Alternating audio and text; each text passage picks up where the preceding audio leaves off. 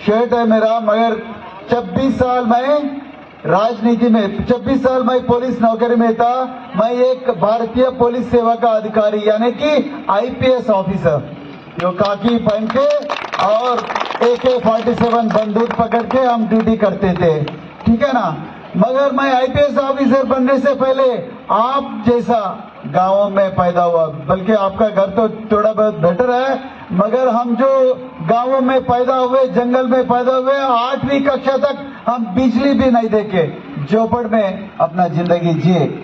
देखिए, और मैं इत्तेफाक से आईपीएस ऑफिसर नहीं बना, मैं बहुत मेहनत करके बनी। मेरे माँ एक बाल मजदूर थी, यानी कि बचपन में ही खेती करने के लिए जा रही थी मेरे माँ, ठीक है। एक सुजीत जैसा एक टीचर, एक नौजवान, वो टीचर मेरे माँ से बोली, देखो आपका बेटी खेती बाड़ी करने के लिए इतना छोटी उम्र में जा रही है, 5वीं उम्र में, 7 उम्र में जा रही है, तो उसको कृपया स्कूल भेजे।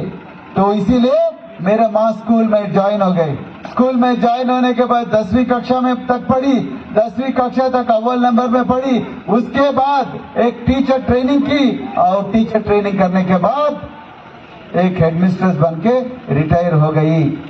उसके बाद मेरे माँ मुझसे ये कहा कि बेटा मैं तो टीचर बन गया हूँ, लेकिन तुम टीचर नहीं बनने का है, तो मेरे से थोड़ा बढ़ के जाना है जिंदगी में।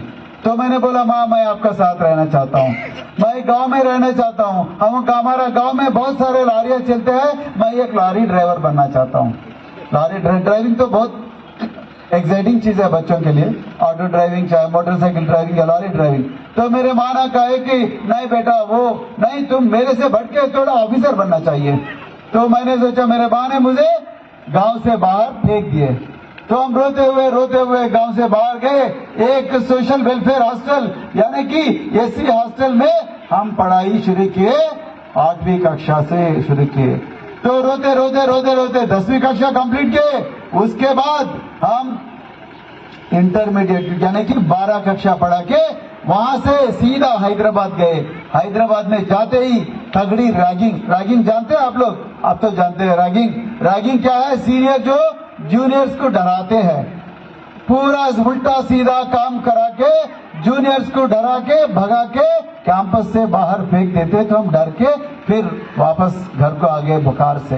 तो मेरे माँ ने बहुत आंखों में आंसू और लगातार रोना शुरू किया। बेटा मैंने सोचा तुम मेरे से बढ़ के बनोगे, मैंने सोचा तुम एक नेताजी सुभाष चंद्र बोस जैसा लीडर बनोगे, बाबा साहब अम्बेडकर जैसा लीडर बनोगे, जोगेंद्रनाथ मंडल जैसा लीडर बनोगे, ईश्वर चंद्र विद्यासागर यानी कि महात्मा ज्योतिराव फूले, सावित्रीबाई फूले ऐसा लीडर बन सकते, लेकिन तुमने वापस आके फिर वही मजदूर करने के लिए वापस आ गए।